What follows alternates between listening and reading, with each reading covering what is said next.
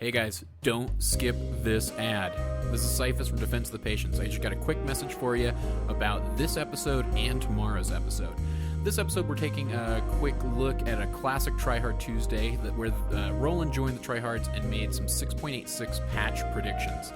Next week, we're going to be re-inviting Roland to the Tryhards so that they can take a look at this episode and see where they went right and where they went wrong. So keep an eye out for that next week. Also, a big announcement for tomorrow's episode, the DotPro Show is going to be featuring a very special guest, AUI 2000 from the Team Evil Geniuses. You know him, you love him, you know you want to hear him dish. Tune in tomorrow for all of the exciting action and enjoy this Tryhard Tuesday classic of 6.86 predictions.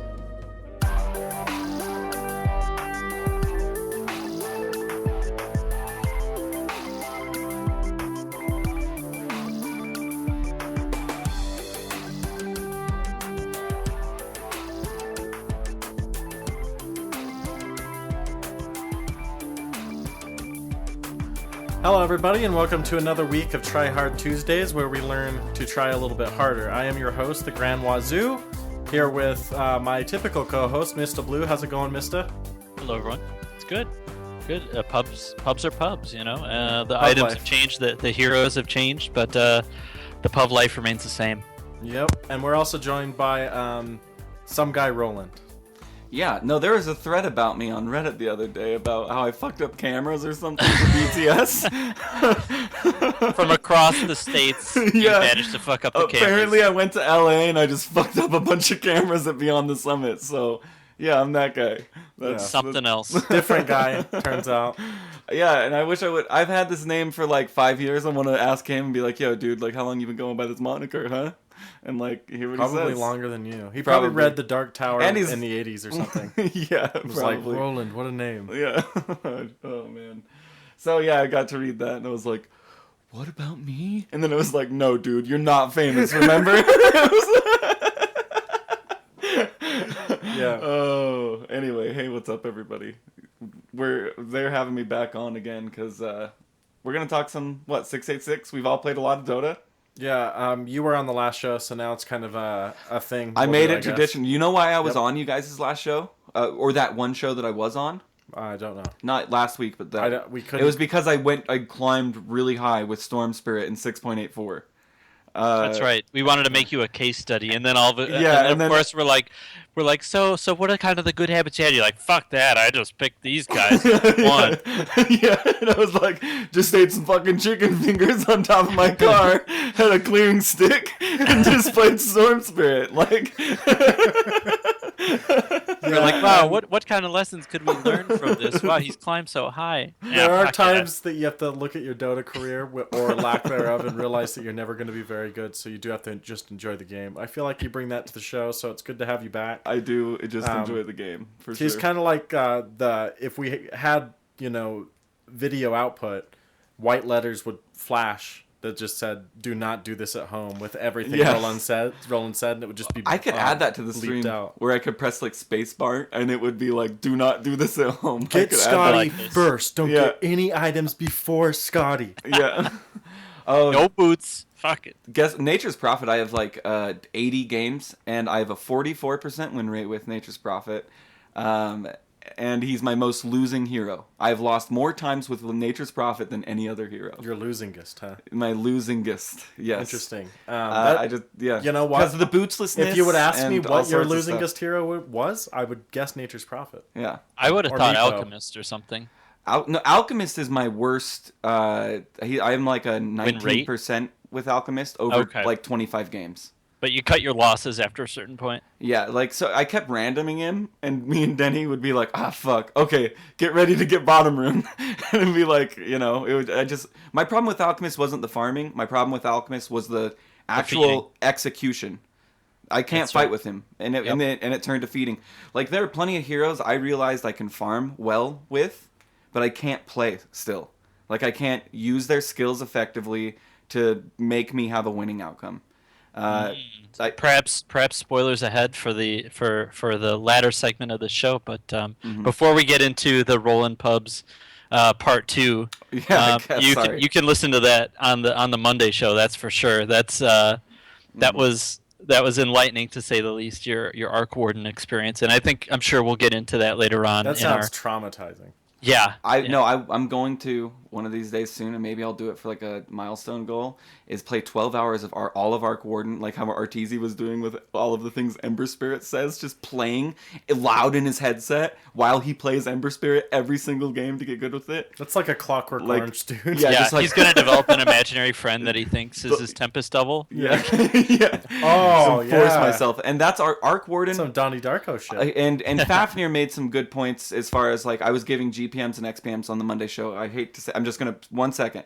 And that doesn't mean you won or lose. You know, that doesn't mean you're doing good or bad. Yeah, I could farm with Arc Warden, but was I putting my shield down in the right place to get 100% evasion? Was I putting spirits in the right places? Was I fluxing the right people? Was I feeding my necro units? Maybe. He's an interesting hero, and I do want to get into some of the things we've seen, because last show we talked about how our patch predictions were wrong and right, and in this show we're going to make patch predictions kind of look at what we've seen in the pub sphere. And if you've been playing a lot of that new hero, then we should definitely talk about that in the later half. And if you want to share, you should. But right now I want to talk about kind of like the revitalization of Dota. And I feel like that's kind of been really big towards the theme and the meta of how I play, in a way, is that the game has somehow managed to like hook me again with this new patch. Well, that's the point. The Dota Force has awakened, dude. Yeah, dude. It really has. It's good timing. It feels good. I mean, just the second I popped into 6.86 and played a game, and Blue, I'm sure you felt this way too. Mm-hmm. It was like a magical experience again, where there's this Iron Talon thing that I can do 40% of current health to, you know, and then there's this, oh my god, and like it was overwhelming, but like kid in a candy store feeling at the same time. Yes, I was just about to make the Willy Wonka, like walking into the chocolate factory for the first time. If you want to view paradise, and then all of a sudden you're like looking at all these cool new items, like, oh, Ether ones, wow, supports aren't that shitty anymore. This is so fun. And you're like kicking balls down these weird corridors that never existed, hiding in tree spots, and playing little peekaboo with each other. Like, whoa, I didn't even know I could plant a tree here. It's a happy little tree. Holy shit, they've gone full meme at Valve. You know, like it's just so funny. It's like really funny. all the crazy wackadoodle changes they made, and some I love and some I am like totally confused by. But I think overall it's a really cool and interesting take on the whole game itself has changed. So. It is. I want to say one thing about Happy Little Trees. Okay, I saw a timber saw put a happy little tree down and then the timber chain to it to kill somebody. Yep. Those kind of mini gifs have been all over Reddit since it happened, like with Wind Ranger 2 and a shackle. But yeah, it's interesting. Or hiding yourself in the tree, just like blocking them out. Fine with or it. blocking green mines on techies. I'm fine with it because it gives Ironwood branches more value outside of just being that +1 stats gain. And well, before you'd see him on the ground, you literally would see an iron branch on the ground. Well, this just lets you do that in a different way. In a different cool way. Like, it gives it a kind of a physical representation, which is cool. If you can, like, hurry and block off a tree path behind you with an ironwood branch and stuff, like, that opens up the skill ceiling to running away. And that's what I want the body of the show to be about, is how they've seemed to kind of remove those limiters. Like, it's all skill now, it feels like, towards the end of the game. They've let you uncap kind of how much attack speed you have with the Moon Shard. They are now letting you uncap spell distance. They're now you're uncapped in a lot of ways. And it seems like the heroes that are already flourishing are those that could have wide range of applicability and different builds and such. So I don't know. Are you guys noticing that at all? What changes strategically have you seen just in the past week? Strategically? Yeah, take it away, Roland. I'll follow up. It feels like there has been a complete lack there of strategy. It's been Arc Warden life. It's been Arc Warden's on your team, Arc Warden's on the other team. And I have some stats with me. Arc Warden is the 6th most played hero. So, I mean, not terrible, but you do see him often. Like, do you see Pudge very often? Uh-huh. Yeah. Do you see Wind Ranger? Yeah. Do you see Shadow Fiend? Yeah. Do you see Invoker? Yeah. Do you see Zeus? Yeah. Yeah, and then or Arc Warden every fucking game. And it's always a mix of emotions. Of course, I look at it whenever the enemy team picks up an Arc Warden, in that, okay, they have a 37.5% chance that they're going to win then. So I'm looking at like 62.5% that I'm going to win this game right off the bat. because he's really hard to play. Every fucking game, it's lame. Also, Alchemist, people still holding on to Alchemist. Wish they'd just let him go. They'd let him drown in the Titanic. You know what I mean? I love him. He can't drown, man. Have you seen that Chemical Rage? Like, I don't like him. You could drown him. He'd just come right back to life in that purple ass body of his. I don't think there's much strategy on Alchemist at my level. As I think it's just, I need to get a Radiance. That's kind of like how the Spectres are. It depends on how you play him. I don't play him that way, man. I know. Like, I'll even go Aura builds at times and skip Radiance, but I'll get I don't know, Manta and Drums and Sanjin or something like that, like those mixed up. Well, not in the same time, Vlad's an AC is a pretty sweet. and Anytime then you're you near get me. the AC and a Vlad's or something, and you're just crazy good. Yeah. Like, you Armor and raw HP are his best friends. Yeah, they really are. I feel like this Octarine Or effective build, HP. That's why I feel like people this build Octarine build has Evasion. ruined Alchemist. yeah. It's like the douchebag that sits in the college quad playing guitar, and you're just like, it ruins guitar a little bit for you. Yeah. Like, that's Alchemist with an Octarine and losing with those builds and having high GPM. It's just like they know how to farm the items, but they can't engage with the hero, so it's like wasted gold. And that's exactly why I have a 19% win rate with Alchemist is okay, Denny, I have my Radiance and I have my Octarine Core and I have my Manta, and he's like, dude, we've lost all our racks. The game's over. It's that's what happens. And it's You need to be getting item timings rigidity. at 25 minutes, even before you need to be hitting good item timings. Dude, some guy build probably came about when some guy was like, it'd be fucking good this game. I keep getting silenced by that goddamn silencer. I'm going to get a Manta to purge that bullshit. I'm so sick of that happening to me. Yeah. You know what? Fuck this cooldown. He's doing it all the time. I'm going to get an Octarine Core. I already have this Radiance. And then people saw that and were like, oh my god. And it went everywhere from in 9K to 0 MMR. The you hero's know? actually in a good place as a fighting hero. I gotta slow your guys' roll on Alchemist because I myself am a proponent of the Radiance build 70% of the time, and I'll tell you why. It is because it's ease of execution. Yeah. When you get the Radiance going and you get your Boots of Travel, you get your Manta style, it's very simple. You don't fight, you farm, you play very passive. You get your 6th slot before everyone else gets their 6th slot. Then you can push. Then you 5-man. And the Octarine, of course, synergizes with the Manta style cooldown. The Radiance plus the Octarine is obscene. You can't, if you don't have an AA on your team, there's just no hope of killing him unless it's a 5v1 scenario. In which case, where the hell is the rest of your team because he's 6 slotted at that point. But yeah, I think the Radiance build is still the build to go if you're in your pubs and it's uncoordinated. I just think that people get Radiance. I think this is the issue I see a lot. Is people get Radiance and they think they're fucking invincible when they get Radiance. And that's not how it works. No, it's not a tank. What is it, 17% evasion? Or mischance? 17% mischance and 65 damage and 50 burn damage a second. Yep. I mean, it's not a fighting item. It's an item that is the equivalent of what an anti-mage gets when he gets Battle Fury. Yeah, it's a farming item. It's time to farm harder. You get kills with it though. Sometimes anti-mage may get a cleave kill, and sometimes you may get a burn kill. But that's not the point. It's incidental. Yeah, incidental. It's not by design. Mm-hmm. Once you hit Manta style Assault Cures, then it's time to start farming some heroes after farming creeps for the first 30 minutes or whatever. But it's funny because you guys are bitching about the same thing that when I started Dota, I was bitching about with Naga Siren. Yeah. When she was really popular.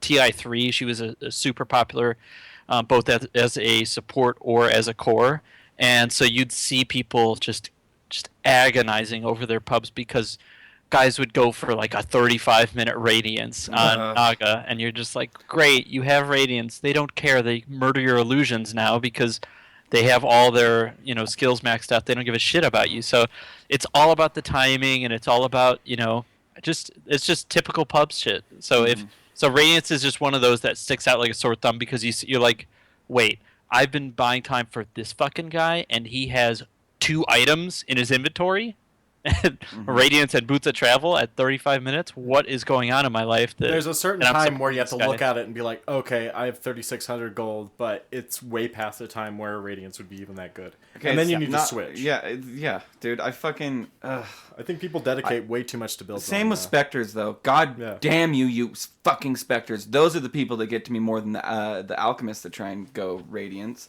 It's because there's a Spectre that's like, he's dying all the time, but you're not super paying attention because it's just like, okay, I'm in a solo pub. Like, I just need to focus on me doing well. That guy's really dying a lot. And you click on him and he has like 1,800 gold and it's 24 minutes in. And he has like, maybe a quelling blade and some boots. Quelling blade, brown boots, and like three salves. And you're like, oh my god, like he's buying salves. Like, really? And it's like, okay, here we go. And then you're like, hey dude, just buy like a Vanguard, or buy like a treads even. Get treads. You know what I mean? Like get Aquila and treads. Like that'll help a ton. And it's just I hate that. Even though like it's if you can get an 18-minute Radiance on Spectre, that's badass, and you're gonna do really well when you haunt, and it's gonna be fun. And that's a problem of mine, personally, is that I try and, like, jump and hit the moon, but really I just jump and hit the ceiling and hurt my head, you know what I mean? Sometimes a mid-game item helps you a lot more in that moment than a late-game item get it that you'll faster. Never achieve, you know what I mean? Yeah. Like, Aquila... And so people get stuck on these huge, high price tag items. Absolutely. And their plan gets faltered a little bit, and just by faltering, like, having them falter a little bit in their plan, you now have fucked up their entire game, because they're just fixated on that Radiance. Yeah. But I feel like what's really good about this patch is the heroes that can adapt with wider item builds. I feel like by removing these delimiters and all these different things, and with how the map's set up, and just the farming potential, it's really going to come out to a more broad and fair game, and that's why I'm super excited about it. Yeah, that and it's actually a good transition to talk about the items and what items you guys have been using out of the 4 new ones. The Fairy Fire, which gives you the +2 damage, and consumable at +75. Dragon Lance, which is 1,900 gold. That's just the quarterstaff and the Ogre Club, which can be disassembled. Yeah. 1870. Oh yeah, that's right. They reduced the quarterstaff is 875. But the fact that it can be disassembled, the way that item becomes almost useless if you make it not disassemblable. So I hope it stays that way. Sure. I'm pretty sure it will, because it is like it's another one of those kind of stepping stone items for you if you're either behind or you want, you just need some extra attack range. It's really nice. So before we get, too deep into this, Ether Lens, if you haven't, listened to the casts from last week's show, they go over all these stuff in greater detail and who this might synergize really well on and stuff like that. Basically, Ether Lens plus 200 cast range. It builds out from what are the energy booster, the cloak, and a ring of health. And a ring of health, which is such those are such. I can't believe that makes it though. You know it's bullshit. Like it makes ogre, mage, jungle possible with that ring of health.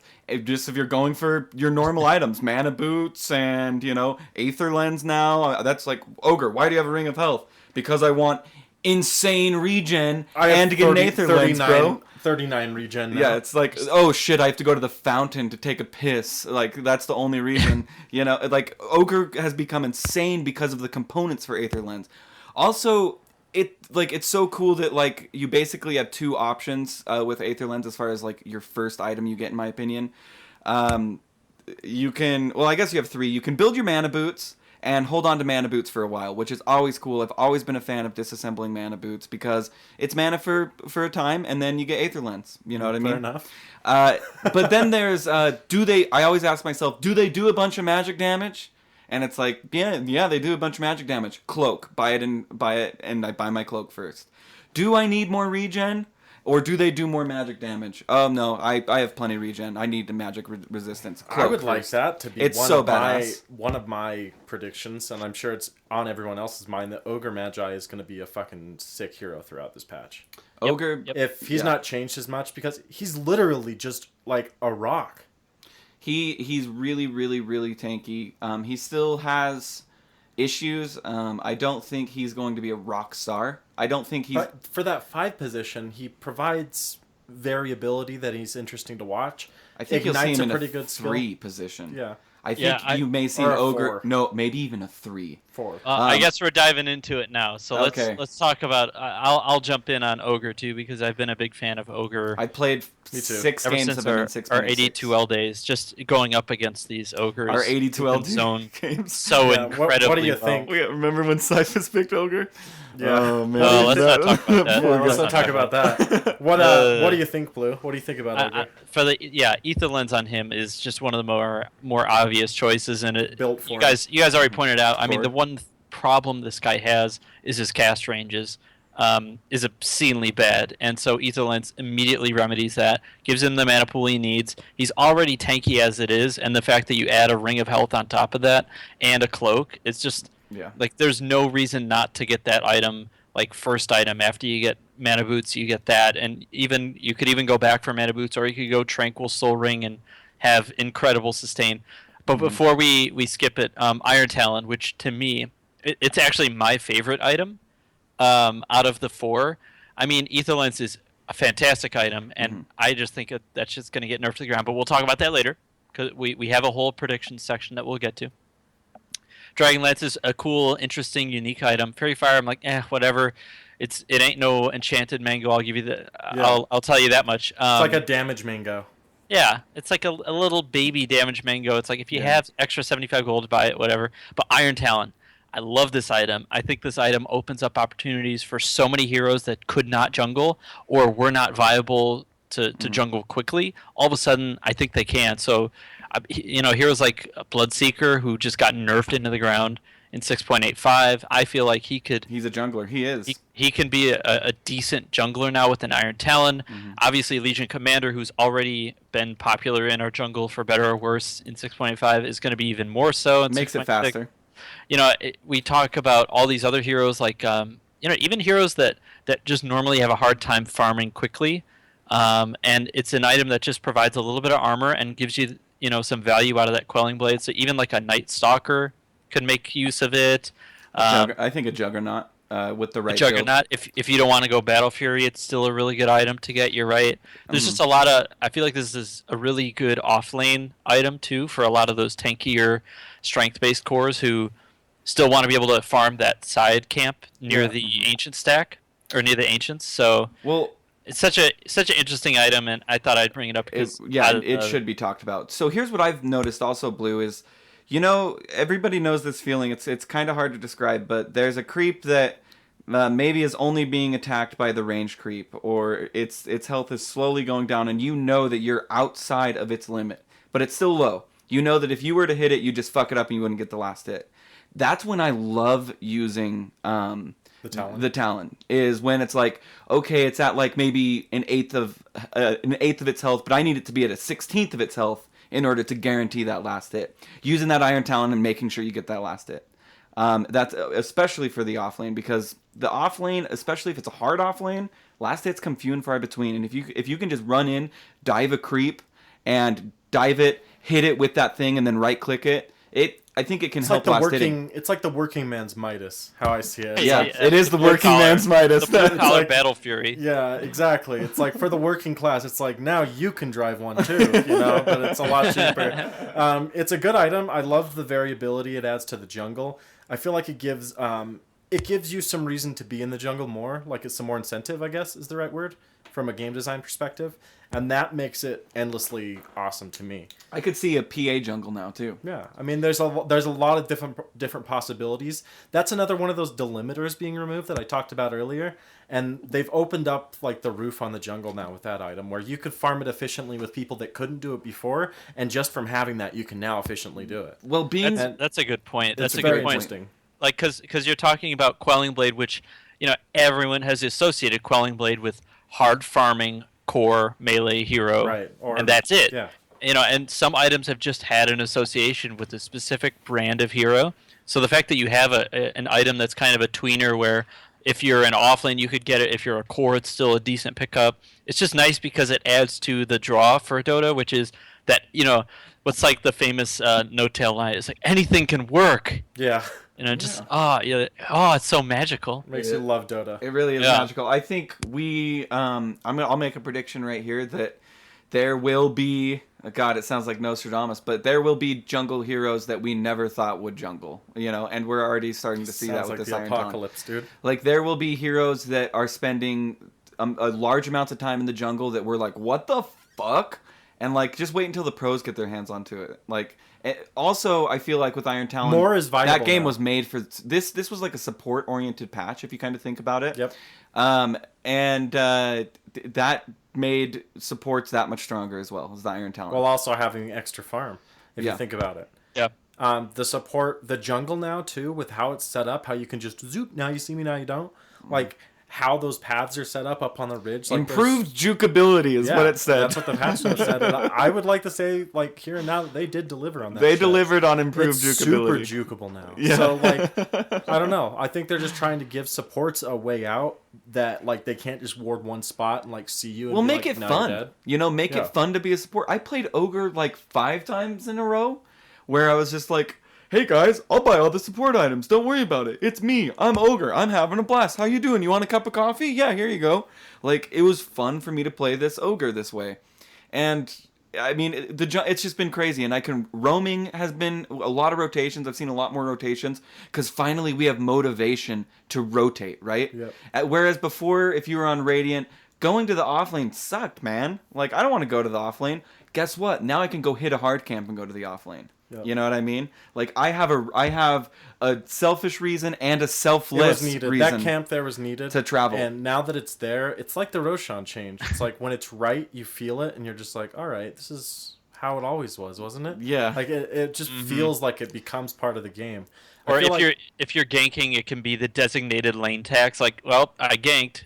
Instead of like farming their creep wave and making them watch, like, yeah, this is mine. Like you go instead you could go to the hard camp and the hard camp, be like, that's the lane tax. Let's all share. Let's share the wealth. It's Whereas also before, just this limiter. More gold to be used means that there's going to be more to go around, and hopefully this supports. It feels like they're trying to create a shorter game somehow. Well, if you have 3 solo lanes, it's going to be a shorter game. Yeah. If you have 3 solo lanes versus 3 solo lanes and 2 guys walking around supporting, okay, roaming around supporting, that is going to, of course, accelerate the game because it's going to make more powerful people faster. I got to be honest, like, I don't think an arcane runes ever helped me. I've gotten a few, but it's just kind of like, it's like Pac-Man with me. I just pick it up and eat it. And get it on Ogre Mage, get it on Shadow Fiend. Lina. Your cooldowns are reduced. Lina, your mana costs are reduced. I think they just took it from 50 to 40% or 40 to 50. I can't remember if they buffed it or debuffed it. No, they definitely nerfed it a little bit because it was ridiculously good. Yeah. You don't notice it on heroes that like you're not casting spells on, but like Shadow Fiend, I noticed it huge. Shadow Fiend mid, my raises are just like kabam bam, oh my god, kabam bam bam, oh my god, kabam bam bam, and it's just power. Like and it's like, and they're costing like 36 a raise or something like that, opposed to 75, or now they're probably more like 41 or 42. It's a game changer, no doubt, because if you get any kind of nuker mid and you get it at like the 4-minute mark. It's like the haste rune in that that's a free kill if you play it right. It's like a spell haste. Yeah, if you get a Queen of Pain, a Lina, a Storm, any of those heroes that have a number of abilities that you can spam out very quickly in rapid succession to nuke people down, it's a game changer, no doubt about it. So I like the addition of the orb because this was like the spellcaster circus show is 6.86 to me. Is like everything is so new and incredible and dazzling and all this crazy shit flying around. You're like, how? Oh wait, he couldn't do that before. All of a sudden, Sand King is bro striking across the map. Oh, it's so good, dude. And there's so much. And that was going to be one of my big talking points. This game is there is going to be a resurgence of Sand King, and I think in the offlane. I'm going to add to that and say yes with Tide too. I think Tide's coming back. Tide Hunter, just because that game we just saw with S4 going mid. Tide's Tide Hunter, back, dude. Tide. What is Tide's? I haven't seen Tide's new Aghanims. I think it's one of those. I put it in my junk drawer of Aghanims of like, yeah, that's a cheesy Aghanims, and then like the Tusk Walrus punches or Walrus kick is in there. I think you're going to see more of an emphasis on team fight, and that's why I say Tide. Yeah, and Sand King. Those team fight ults. It's Sand King. It's pretty insane to see. It's almost like I don't know if you get Blink Dagger anymore. Like that's what I'm thinking. I wonder if Sand King. I wonder if you just go straight Ags. Because if you Ags is a Blink Dagger now, dude. That's literally, this is, you know what, Roland, I'm going to tell you, you're doing it right now. You're taking an item that is 2250, and then you're comparing it to the value of an item that's 4200. But I'm saying it has a double value. You know what I mean? It gives your Burrow Strike that much further, and it's a great initiation. Okay, those letters that we told you about earlier, do not try this at home, that's flashing on the screen. There it is. I could charge my ult, and I can Burrow Strike from out of their vision, dude. From out of their vision. You absolutely can do that. But how do you get out? Or you could get a blink, and from farther away... I'm just saying, maybe there's like some sort of like value there, inherent value. I don't know, maybe. I'm not going to tell you no, I'm not going to tell you yes. You never escape without using mana. I've heard that's a good thing. I'm going to make sure to call you the second I see I think any Blink pro is good on him, though. miss Blink and get Ags first and then use it as an initiation. I didn't say no one's ever going to do that. I'm just saying... Sand King definitely needs a blink because it's great to blink and Burrow Strike. It's great to blink and Sandstorm. It's great to blink and do any of his abilities. Sure. So Blink Dagger is definitely core. I'm just saying, like, what if like maybe it's Axe first now? Maybe you farm the jungle and you stay there a little longer. I feel you're to hear first, folks. The farm is too good. Everyone, the farm is too good. We talk about up and coming builds. So. Probably not. And no, Blink Dagger. Still getting a Blink Dagger like 7 or 8 minutes on Sand King makes you get the gold to get Ags. That's once again those tiny steps that we were talking about. Like the whole reason you can get that Blink Dagger so quickly on Sand King is because I'm assuming you've been stacking camps in the jungle. You get your Sandstorm level 2, and you go take those stacks and you buy your Blink Dagger. And then Blink Dagger gives you gank money and assist gold to get your Ags. I don't disagree on that. I don't think anyone will disagree. Well, if they do, I think they're crazy. Is that Aghanims is a core item on him? It's just when would you get it? Would you get it after second Blink? Item, third item, fourth item? Because I think there's still some things that really he can. It depends. You could be the Veil Carrier. Yeah. You could be the Veil Carrier. So if like you have a Zeus on your team, which that's another hero that I predict will be.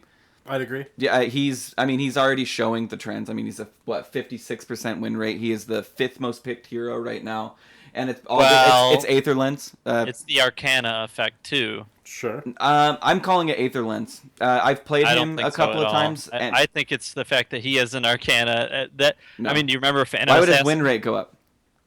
His win rate was already extremely high. It was pretty much at 56%. Was it 56? But look at the sample size, 1.2 million. 1.2 million games in 6.86. Yeah, he was at 56.01% in 6.85. Really? So he hasn't risen much, huh? I just think his applicability is playing him with Aether Lens feels so cheap.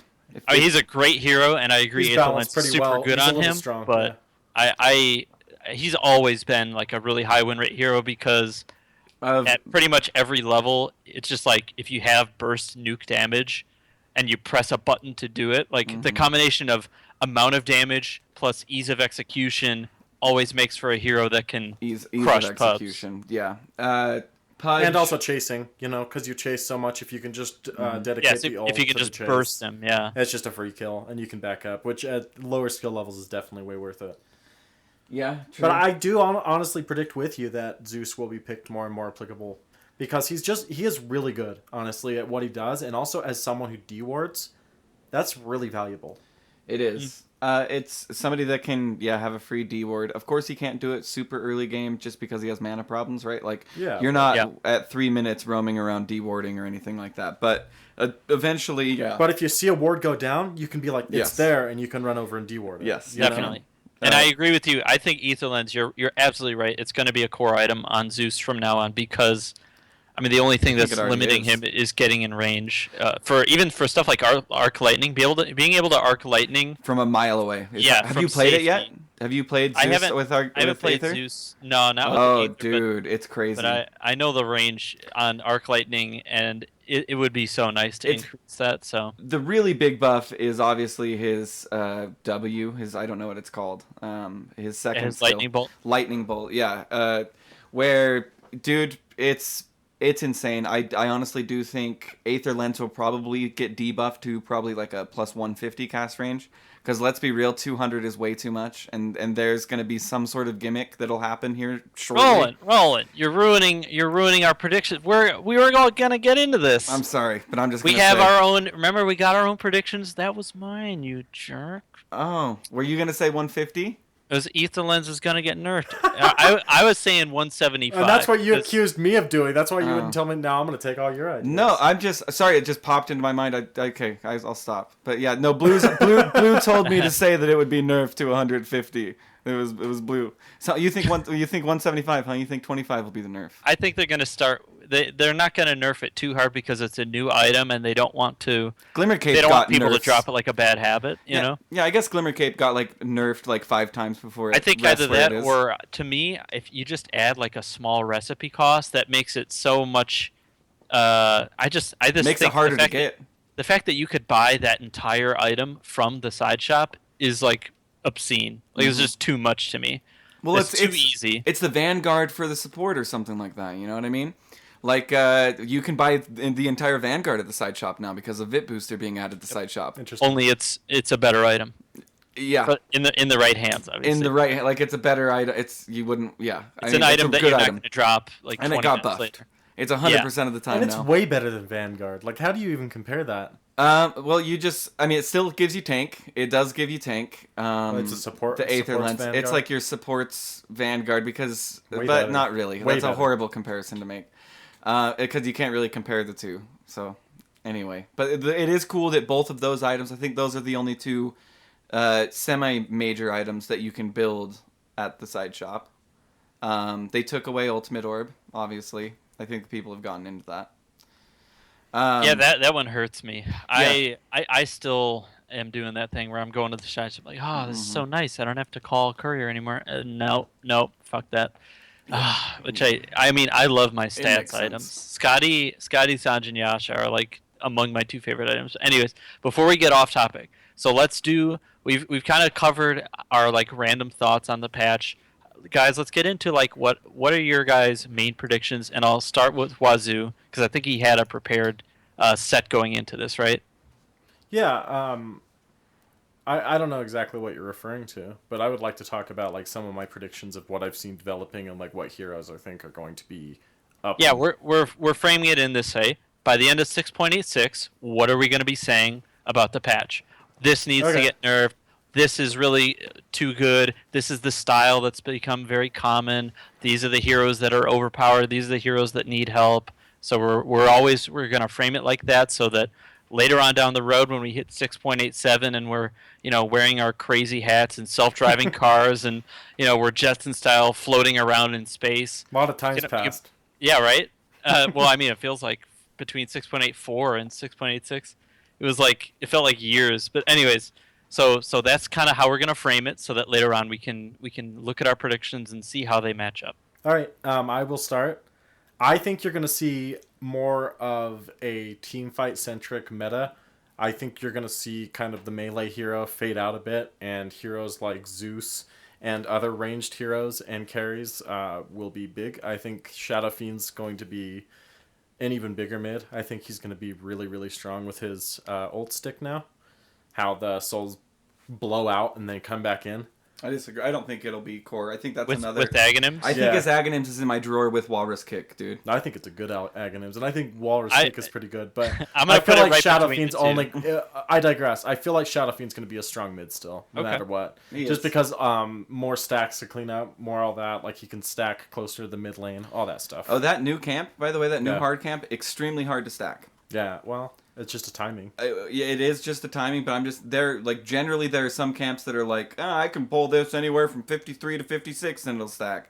Like that's camp, like 56 or 7, right? It depends on direction. I don't think it's stackable from the direction that goes toward the. But river. Anyway, you figure out the timing, and like naturally, he has that stack that he can hit now. So I feel like those type of heroes will still be strong. But I feel like it'll kind of refixate back on agility-based ranged heroes. I think Wind Ranger maybe hasn't even seen her heyday. I think she'll be stronger in this patch as she ever was.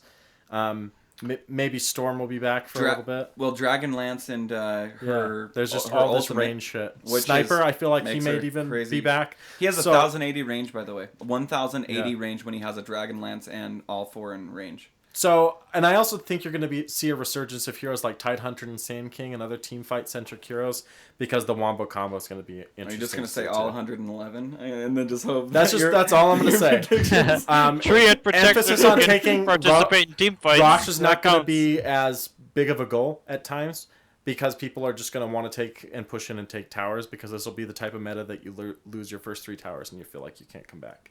Mm-hmm. That's my that right. is it in a nutshell, I guess. All right, I like that. You kind of touched on what the general play style is going to be like. You picked up some heroes. I feel like we got something to work with here. We have Tidehunter, Sand King. Yeah, baby. Making I thought swift about it. return. Long into the deep I love Sand philosophical King. night. I think personally, I'm going to be trying to play some more Sand King.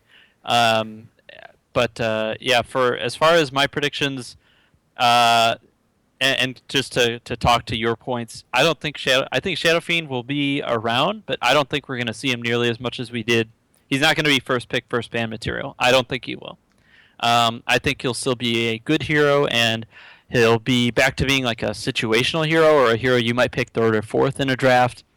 But I don't see him being that kind of first pick, first ban, crazy good material in terms of both win rate in pubs and in pro matches. I do agree with you on the team fight oriented heroes that could be either your 3s or 4s. I feel like this whole patch was built around the 3 or the 4 spot. Because you look at the off lane being able to farm a little bit more. You look at those heroes like Tidehunter given an Ags, which is a very interesting Ags. I don't know. I think it's one of those that like isn't as bad as Walrus Kick, but it's not much better. I don't know. I feel like still people still got to play around with that. I think heroes like Tinker have gotten some really cool buffs, and the Aether Lens on Tinker is really cool. Being able to spam out the laser in lane has gotten a little bit easier, so I hope to see more of him. I don't expect to. I'll kind of hedge my bets with that one, but I will go all in on the jungler heroes that are traditional. I will say people are going to pick a hell of a lot more Chen. People are going to pick a hell of a lot more Enchantress. People are going to pick... I don't think people are going to pick as much Enigma, but they'll definitely pick a lot of... pick it more than they did in the past. And I think we'll also see some more Nature's Prophet. I feel like they've been buffing him. Yeah, I'd agree. I think the last 3 patches, they've been buffing him like crazy. So I feel like we're going to see a return in terms of the pro meta to those pusher jungling into push strat heroes. I mean, of course, Nature's Prophet was played more in the off lane, but he can always go back to the jungle and farm up pretty quickly. So him, and I also feel like the 5-man push lineups are going to get overwhelming this patch. I feel like there's a lot of opportunity with all the buffs they've given to the creeps in general, the jungle creeps, the ancient creeps. That like nuke that they gave to the Black Dragon is kind of crazy. Like the fire comes out of his mouth. Yes, and it does cool. 85 damage a second for 10 seconds. 850. Yeah, 850 magic damage, and that's on like a 10-second cooldown or something. Like it's just crazy. Makes Lifestealer stronger indirectly. Yeah, it's a 10-second cooldown, 100 mana cost, and you can just throw that in a 300 AoE. It's like a mini Jakiro ult, so it's so cool. I feel like those heroes that push really well are going to make a return. Shadow Shaman, I feel like, is going to be first pick, first ban material. That's who I'm going to go on a limb and say. I'm saying Shadow Shaman is going to be the hero of the patch in terms of like top priority pick ban rate. He's going to be one of the top, probably I'd say top 5, just because the Aether Lens gives so much to him. The jungle gives so much to him. And that shackle with the Aether lens, like the range. It's like this is the time. This is the time of the greedy support, and I feel like he perfectly embodies that. So I'd say Shadow Shaman and Silencer are my 2 like greedy supports that are gonna have a significant impact on the pubs and pros. Yeah. Okay, well, my predictions: hero coming back from the dead, but not going to be your top pick or ban, but we're going to see more of, is going to be Shadow Demon. In my opinion, could be. I'm saying this with all the confidence in the world, but I think if Shadow Demon can manage to get an Aether Lens, Shadow Demon can do some really cool saves, can do some really cool things, and would be a really cool niche pick for pro heroes. I'm just going to say he's going to come back from the dead. I'm not saying he's going to be top pick or anything like that. I think that there have been some reworks to him that can make him a hero that is picked again. Where PPD is playing Shadow Demon all of a sudden again and doing some like the craziest disruptions you've ever seen. But I think that's what that was called when you put the dude in the orb. He was popular quite a bit ago. Yeah, I mean, he was popular, but he was never like, he probably reached a point where he was like pretty high on. TI3 was very popular. He was pretty high on pick ban, but I'm not saying that's going to happen, but I do see the resurgence of Shadow Demon coming in pro play, which will then inspire more in pubs. Right now, it shows no signs of that as far as Dota buff goes, as Shadow Demon, but I just think, God, that hero can make such huge plays, and that's what the pros need. Add an item that gives him more range, like, you know, like... As you're clearing off your car with your hockey stick. That's what those pros need plays, man. So I guess I'll just go sell them some. I think what we're going to start seeing top ban, top pick, is, as far as supports go, are going to be Dazzle and Omni Knight. I think those are going to be bans for sure. Omni Knight, huh? Omni Knight for sure. Omni Knight got so much fucking stronger. Are you kidding me? Omni Knight, for one, has a built-in farming mechanic. So you can leave him alone for a second and he can get that Ether Lens pretty quickly. And an Ether Lens Omni Knight is insane. His whole problem was his cast point, which they fixed in 6.85. They lowered his cast point for his heal. So he got a buff last patch. And then he just got a buff this patch. Directly to, or indirectly because of Aether Lens, where he can have a quick cast point and cast it from a million miles away. And then also Dazzle, just because... So he's in like Cabo or something, like field bombing guys on the field of Dota 2. Dazzle already had humongous range. Why not have more? That's always been people's like opinions with Dota heroes. Like, Doom has a thing that burns the ground. Why not have more? Buys Radiance. Doom has a thing that gets gold. Why not have more? Buy Midas. Like, that's like what you do with all heroes. Like, Alchemist gets tons of gold. Get something that gets him even more tons of gold. You know what I mean? People get so mad about the Midas on Alchemist. You're not supposed to build Midas on it. If people are going to get mad about the Arc Warden Midas. I think that will definitely get nerfed. Specifically, Midas and Necro will get nerfed on Arc Warden. I don't care what his win rate is. It's throwing games and it's wrecking games, and that's not what they want. Better than techies, man. Techies, I actually have a few thoughts on techies as well, which we won't see techies, but more byways, techies got indirectly buffed with the map changes. A small indirect buff. Sure. But he's still not the techies of yore. So if you had to say one type of like play style would go through this meta, what would it be? I'm going to call it nuker meta. Okay? Nuker meta. Because that's what we're going to see. We're going to see big spells that do a lot of damage. We're going to see cannons, basically. We're going to see people throwing out nukes. You're seeing that in a way with big Invoker ultis. And all these other... Not even so much ultis. I mean, I'm talking about, like, Zeus. Like, we're going to see Invoker, a ton of Zeus. too. Invoker. Rise of Invoker. Maybe, of course, we're going to see Warlock. Like, oh, God. We're going to see Tide. nukes. What's going to happen is you're going to see a lot more pipes of insight. You're going to see a lot more casual cloaks. You're going to see a lot more of that because... people are going to start to pay attention to spell resistance. Interesting. That is very counter to what Wazoo said about the negative armor focus. So that's cool. We'll see who wins out on that. Before we kind of wrap up, I need to address Invoker. Okay, go ahead. Yeah, I think he's super strong. Let's Gregorian chant you in. Yeah. No, it'd be more like Quas, Wex, Exalt, Quas, Wex, Exalt. Because like Invoker's so good, he's like a god now. So Oh God, he That's our is. intro. I love him. He's an unholy making of OS Frog who needs to just. God, he just needs to get fucked up. He's like the guy that points at the camera, dude. I feel like a scurrying rat when you're like up in lane running and you're just here. And then you're just like, what the fuck? And then the tornado comes up and picks your ass up, and by the time you've landed, a meteorite's fallen on your head. He may as well be on like the front page of Vogue or something like that. Yeah, like he is in Vogue. Like Yes. Invoker comes back with style, and it's him with like his hair on fire, and he's like sitting on a couch. The magazine wouldn't be He's called got the blue steel. It wouldn't be called Vogue though. It'd be called Vogue. Vogue. Vogue magazine, dude. Oh God, these dad jokes! I can't handle it. All right. Dad jokes. All right. Before you guys drown me out with your meatball stories, I need to tell you the most ridiculous part about Invoker to me, and that to me, I think Blitz defined this as like how you determine whether or not a hero is too good at this point. Okay. And sorry, I had to give the wife a stern look. She was baby talking with the dog. Because we're talking serious shit here. This is my serious Dota talk, baby. Yeah. All right, so I think Blitz defined it as if there's a hero who at literally every stage of the game is extremely strong, that hero is too good. And I feel that way about Invoker at this point if people play him the way he's meant to be played. Did Blitz say that about Storm Spirit in 6.83? I think that's what they were talking about, yeah. When people were addressing that is like Storm in 6.83, Shadow Fiend in 6.85, right? I mean, just you had a 300 damage nuke at 75 mana cost, and you could use it 3 times. And then you'd have it, what was a 10-second cooldown on that thing? 14-second, I think. 14-second cooldown. Like, and on top of that, he has some kind of damage steroid where he picks up more damage as he goes. It's just like A damage. that's how.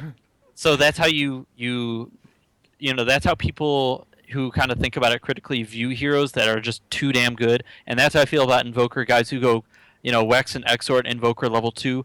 They have essentially base 100 damage if they pick the right items, which is like Null Tally, and then they get a couple Tangos and maybe a Fairy Fire. They have 100 base damage using a 40 mana ability called Alacrity, and that shit you can use every like. Let me. Oh, you can use it like every 8 seconds or like 10, every 12 15 seconds. seconds. Oh, okay. 45 mana every 15 seconds. So you can have 100 base damage every 15 seconds for a duration of 9 seconds. So you're 6 seconds without it. Yeah. So like 66% of the time you have that ability, essentially. A little less than that, but the fact that you can do that in a lane, that you can dominate in the lane, that you can get a Midas, that you can get ahead, and then the fact that the mid game your spells are incredible. The late game you have 4 int gain for each and every level. It means you could turn into a right clicker if you wanted to. It's just there's too many ways for him to be successful at every stage of the game, and I feel like that's the biggest part of him that has to get nerfed in some way. I just heard Ursinity cackling like off in the distance somewhere. And of course. Ursinity was like, hopefully Carl and Lone Druid will get buffed, but I doubt Carl will. Like that was on an episode that we were listening to on the drive back from me getting married. He's very good now. That's his own self-loathing right there. It's classic East Coast, style. And they both did get buffed directly and indirectly. But yeah, no, dude, I went from like losing every time I tried to play Invoker to I've won every Invoker game of 6.86. And you didn't even use fucking Alacrity till like 35 minutes into the game. I know, but I got Sunstrike kills. Still won. Did you see those Sunstrike kills? I mean, I saw the. I got like 3, and they were calculated. I mean, if this were baseball, you'd have a 300 average, so that's not bad, I thought that last game I played pretty Huskar well. burn. I felt like I played pretty well that game. Huskar's gone. Huskar's gone. I was the best in the Huskar's game. gone. Huskar is gone. No, it's the 50%. My first game of Invoker, I was like, I'll throw a Sunstrike on Huskar. They're literally like it was like a 1/3 health Huskar. And You're that nice in your own mind. I'll do it. Like I was just like I was like I'll make him run away. I'll make him run away because he was standing there just like killing a creep wave, and I killed him, dude. And it was like, oh yeah, he's not completely immune to magic anymore. That's cool. Like, well, that's hold on before we give these kind of false notions. It's 50%. The reason that works is because it's pure damage. Sunstrike is pure damage. Oh, really? Yeah. Yeah. So just so you know, it seems really magical. I don't want everyone to go like, "Well, I'm going to pick Invoker obviously because of Huskar." Okay, it's like, I'm glad. Actually, I didn't know Sunstrike was pure. It seems like a very magical skill. Yeah. To be able to call the sun's rays. I just learned this maybe 6 or 7 months ago when because I had BKB on someone Sunstrike me. I was like, what? How did that hit me? That's weird. And someone mentioned me, and for some reason I never looked it up because I assumed you can land it, I guess it's yours. Is the way they look at it. Pure damage on fucking Invoker. Well, the sun would do pure damage, dude. Like there's no magic. As if he needed more reasons to be good, God damn it. Yeah, what are we? Zero. We're looking at. I feel like no one wanted to play him, even in like the professional level. That was for a the while. worst part, dude. I used to play 52%. him. I used to play the shit out of him. He's my like second or third most played hero. 53%, 52.74% win rate, and I'm sure we'll see that go. And Blue, you were saying that was a huge climb from It was 6.85? at like it was at like 47% in 6.5. A big climb, and he is the fourth most popular hero. He already has 1,387,000 games in 6.86. So he's been played a ton. He's pretty much tied with Shadow Fiend and Windranger, I want to say, because Shadow Fiend's 1.39 and Windranger is 1.43 million. So it's like they are like basically tied. You see Windranger, Shadow Fiend, and Invoker as much as you see, all of them basically. Yeah. Now before we wrap this up, I did want to ask you about. I did want to have an Arc Warden sit down because I know this guy's been mentioned a few times. And is this like an intervention? No. It's not. It's not an intervention. We're an open place here. We're not here to judge. We're not here to judge. But I did want to bring it up because you did talk about Arc Warden a lot on the Monday cast, and you talked about a very specific style of play. And I just wanted to see if you've seen any other ways the hero is played. Have you tried him out in the carry lane? I know you mentioned that on the Monday show. Yeah. How do you feel? How does he feel now with some perspective? Once again, my boy Grouty. Okay, because I just like turn the stream on, and oftentimes it's like me alone or me and Grouty just in there, and so Grouty will just like he's a really super awesome guy, and I think he's like around 4K or something like that. So he just like will casually be like, hey, by the way, this is good here. By the way, this is good there, and then I fucking flame him, which is what I'm about to do. No, just joking. He has a really cool build that he started doing, which is Boots of Travel. Into Divine Rapier, which is really awesome. And who? For Arc Warden. Okay. And so he says that he says he farms like safe camps, really safe camps with his main self, and then with the other self, he sends it to pretty much any lane and nukes down towers and nukes down creep waves and gets more gold. And then gets, like a Mask of Madness, then gets more gold, then gets another Divine Rapier and gets more gold, while never, ever trying to gain experience necessarily, or too much experience, on his main self, but instead posing a huge threat. Also, BKB is an incredible item on Arc Warden. Never, ever use your BKB unless you have to on your main self, because it'll stay at 10 charges every time you make a double. And you can reuse double it. Uses it, yeah. Yeah, and that double will use it every 55 seconds. He has BKB and 14 seconds of uninterrupted Divine Rapier right click. So with 100% evasion, 100% magic resistance. What are you doing with that main hero in the meantime? You're just sitting in the jungle farming? You're leaving him in your base if it's unsafe outside, because obviously if he dies, you drop the rapiers, and then it all goes away. Or you're like farming like where it's absolutely safe, right? Like, or just like sitting behind like a tier 2 when you still have a tier 1 intact. Like you play ultra safe with him. Like basically you play him just enough that he doesn't get abandoned for not getting experience, right? And then you just keep sending a problem you've often run into. Yeah, with techies, yeah. But that's why I feel like that maybe should be lifted. If I'm using my double and I'm maybe I don't want to leave the base. Maybe why can't it be a strategy for me to sit in Fountain, not gather experience? Because I don't need experience. I'm doing 500 damage right click, and I have 100% evasion, 100% magic resistance every 55 seconds for 20 seconds. So there is a 35-second downtime where I'm not hitting you for a ridiculous amount of damage. Paired Daedalus on top of that, my crits are looking something like 1800 on a double. You know what I mean? I think I think the allure of the Necro book being constantly refreshed kind of hid Arc Warden's true ability, which is the fact that he is a right-clicking monster that doesn't have to take any penalty for a bad play. His win rate is incredibly low because he's incredibly complicated. Even Purge says in his Go Watch the Purge plays, when he gets 12 slotted, he's like, dude, I'm fucking overwhelmed right now, because he has 12 actives he has to use, and then 4 Absolutely. spells. Like it's really Absolutely. hard. And then he's a new hero, and he's a new everyone wants hero. to try out the new hero, and they're gonna flop, and fail at it and move on because the hero is hard. All right, so you've kind of talked about your way of approaching Arc Warden and looking at Grouty's build, and that is definitely interesting. Mm-hmm. Of course, the main problem that you address being like, where do you actually get experience, which is so funny. Safely.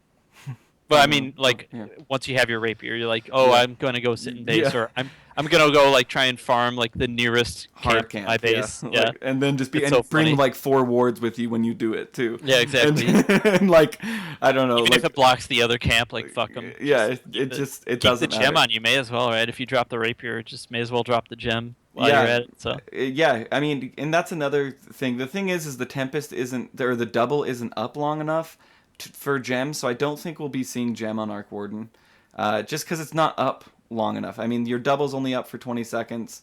I mean, I guess you could run him around and search for wards, but that's wasting time. He needs to be killing shit. He needs to be getting gold.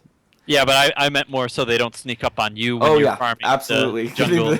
If there's like a Ricky, like getting the gem and buying like a fucking Shadow Blade and making sure you have a Diffusal Blade in case they smoke you, and then just one Divine Rapier. I don't know exactly like his order, because a Divine Rapier is a really expensive item. It's really hard to get, and you obviously can't go like, I'm gonna play Arc Warden, I'm gonna get a Midas and then a Divine. Well, I take that back. No, you could. God. No, you could on Arc Warden. Okay. From Midas to Divine Rapier. I'm gonna move on the show while we're doing let's this. Do the. We gotta Don't do the try over that under. at home. Oh, you have to do the over under. The over under on Arc Let's Warden. do the over under on what we think the win rate, the pub win rate, will be for Arc Warden by the end of 6.86. Over under. What do you boys think? Should the over under be 43%, 42%? What do you guys got? What do you think sounds fair? Higher or lower than that? Probably like 41 is what I'd say. The over 41%. Okay. But you would take the over on 41. I would take the over on 41 because here's what's going to happen. We have 1.217 or 1.2 million games on Arc Warden right now. Okay.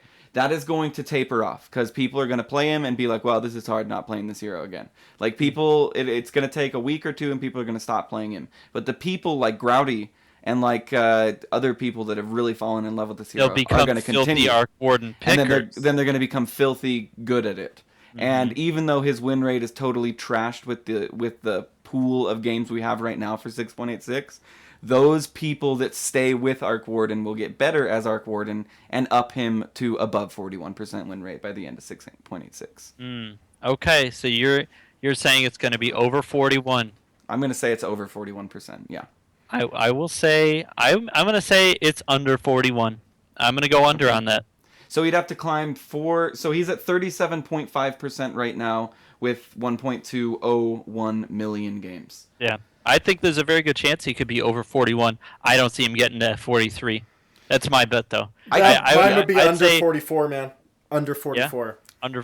You just do over 41 or You gotta be over under, baby. Yeah, are you over 41% win rate or under 41%? Of course, I do under 44, but yeah, I'm not the I would do under 44 probably just because they have a lot of games to make up. I think it is going to be higher than 41. I'm going to go over. You think it's going to be higher? Yeah.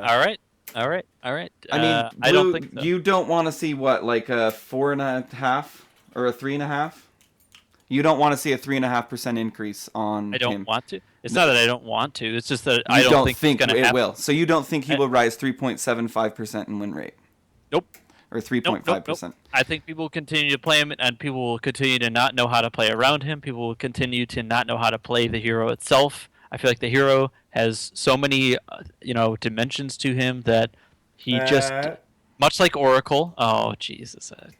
Oracle, much like Oracle, who again is below 41%, is a great hero when in the right hands.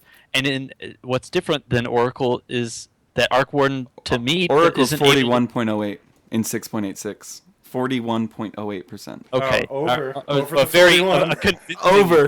That's very over. After how many patches have we had this hero? Yeah, that's true. I would like to throw that one out there, Roland. 119,000 games, though.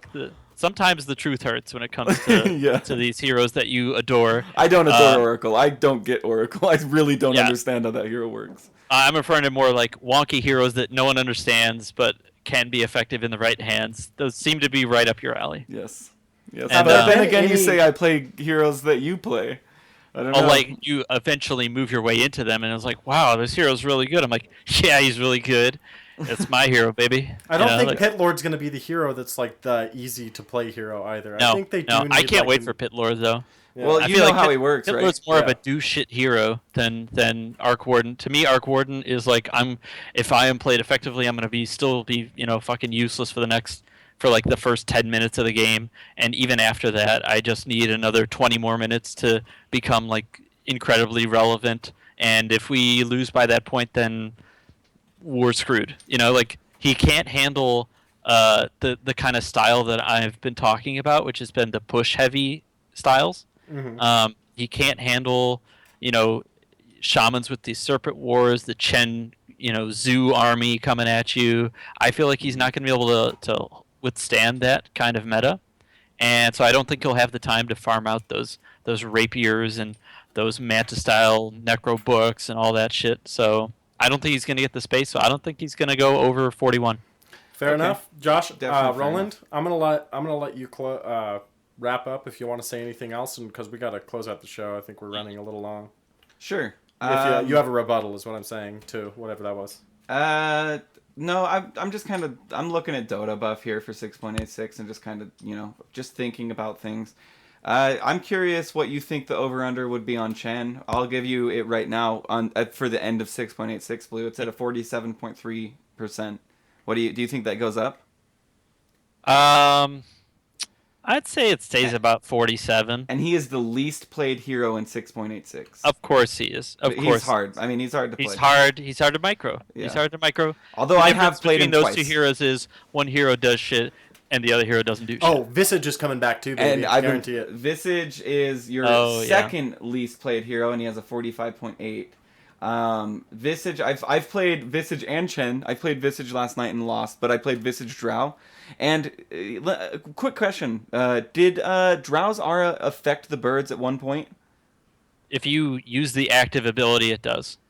That's how it works. So if you- When she if you presses activate it, E, yeah. when she Yeah. presses E, That's that's when when it my birds works. get the boost. Jesus. Okay, I did not understand that. Okay. Yeah, I know it's a weird thing, Yeah. but yeah, that's okay. and it's on a really long, Super actually, long cooldown, but you can yeah, burst but the tower down with It it, works if she for hits 30 it. seconds though, which is a really long time. Yeah. So Otherwise, that's I a lot. It's picked really a Visage. 70-second cooldown. I picked a Visage last night because we had a Drow, and I was like, I'm gonna play the Flying Fortress. Okay, do you guys have anything else to add before we close the show out? DK DK coming regen. back. Oh Dragon man, Knight. Yeah. DK off lane. Come on, let's do it. Let's make it happen, guys. I think this meta is going to be very varied and interesting, more so than the last one. I feel like a lot of good ideas are coming in. I feel like supports Yeah. are going to make hard plays. So it'll be interesting to dissect it with you boys. Roland, wait. maybe not in the next couple episodes, but he'll be back again to look at the patch at the very least. Well, I think 6.86 is gonna stay for as long as 6.84. Look And how I would- long 6.84 was out. I would like I to bet you it'll talk be a while. about Roland, my sweet, sweet, darling brother. And that is that he says there's no way I'll ever make 4K. I said you simply don't have the skill. Like that's better. Like that makes him feel better about it. He thinks he's like Ray Shao But you Ghoul or some simply don't shit. have He's the some skill. 2K scrub. Yeah. And he laughed at first and said, "Wow, fuck you." Yeah. I will him. get 4K, dude. If We're I need doing to it, whore man. myself out to every okay, dude. alchemist. You get your Smurf account. I'll get my Smurf account. We'll Okay, if I'll say it on spam those meta heroes. Thank you. I'll say it on Tryhard Thank you, Tuesdays. Blue. If Wazoo gets 4K, okay, the hero he gets 4K with, okay, the hero he gets 4K with, I will spam for 12 hours on stream. All right, You'll spam for charity? it's on. I'll spam that hero for 12 hours For charity. for No, I'm not Yeah, going to for say sure. for. I don't have a charity picked out or anything, so I'm not going to say for charity. Of my choosing. It's not going to be. We're not going to have very many people in the stream. Probably. I want to it'll be like you're in stocks. I'm gonna make you be in stocks too while you play.